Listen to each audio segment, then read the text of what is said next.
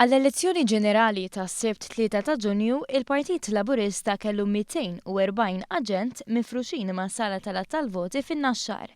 Xogħolhom ikun minn wara l-kwinti, iżda kruċjali biex josservaw dak li jkun għaddej u l-andament ta' kull pakkett li jinfetaħ, kif spjegat waħda mill-aġenti tal-Partit Laburista Margaret Baldacchino Cefaj. Ir-rol tagħna huwa li nissorveljaw l-att tal-voti. Bażikament meta fil-bidu tiegħu li meta jkunu pakketti ta' 50 jibdew jinfetħu dawk il-pakketti u jibdew jippostjaw ruħhom il-wans ġol garżelli tal-kandidati. Aħna nieħdu nimmarkaw dawk kull vot fejn mar ikux għall-Partit Laburista jew l-Partit Nazzjonalista jew partiti oħra. Simon Aquilina, aġent ieħor li bħal Baldacchino Cefaj din mhijiex l-ewwel esperjenza tiegħu, tkellem dwar l-importanza tal-kontinwità.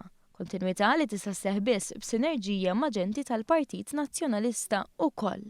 Nkun qasmin aġent ma' kull counter li jkollna fid-distretti tagħna. Jkollna 9 counters kull distrett u kull aġent ikollu aġent ieħor tal-Partit tan-Nazzjonalisti magħna nissorveljaw dak il-counter partikolari.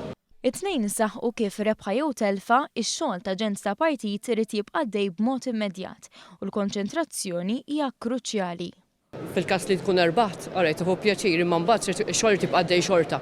Tibqa' għaddej għax ir-riżultat xorta qatt ikun hemm pakketti xi jinfetħu, ġifieri inti meta jkunu nafu r-riżultat ikun għad baqa' iktar pakketti xi jinfetħu, ġifieri tibqa' hemmhekk u tieħu ħsieb.